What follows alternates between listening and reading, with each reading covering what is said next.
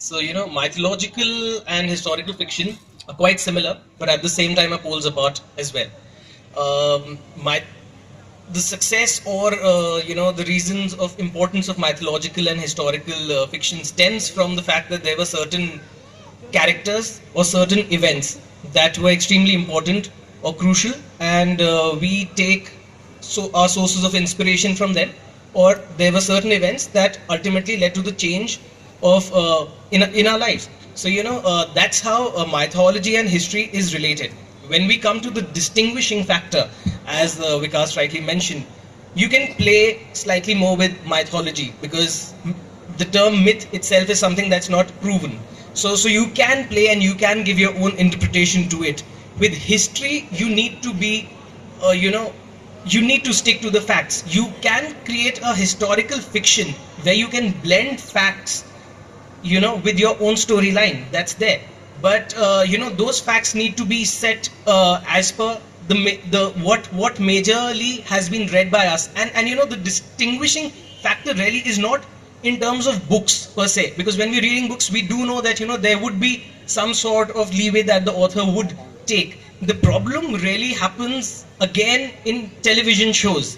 What happens these days is, for example, if one is seeing Siya Ke Ram, for example, and you see Lord Ram on a horse, and he suddenly jumps into air, and the horse is galloping, and Lord Ram in the air also continuously goes in the same I direction. think he's the manga art like Ram. Exactly. Actually. So you can, while you would debate the, you would debate as to why is that happening, but then A, he's God, and B, we do understand that they're doing it for the beauty of the scene. Right, but the problem really is when shows like Maharana Pratap and Chakravartin Ashok Samrat come into play.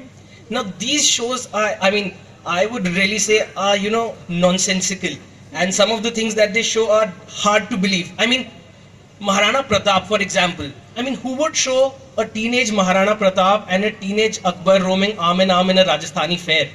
I mean, that is absolutely ridiculous. I mean, when Akbar was a teenager, he was already the emperor, right? So that's not going to happen. And for Chakravartin Ashok Samrat, I mean, they got a character from who was inspired from Khal Drogo from the Game of Thrones into Chakravartin Ashok Samrat. So hey, what's happening? The last I saw, Ashok was himself, making the Ashoka emblem. So what's that? Is he a king or is he an architect or what is he? So that's, you may take creative liberty, but the point is that a lot of people are watching these shows and believing it to be true.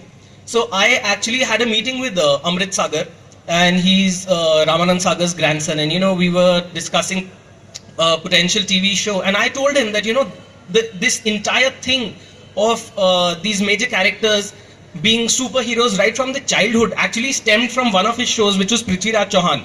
Now, what people do not actually realize is that it wasn't intended to be so. Angad Bedi was supposed to play Prithviraj Chauhan, and he had some commitment issues, which is why Rajat Tokas was given a longer run to play Prithviraj, and his adventures were increased.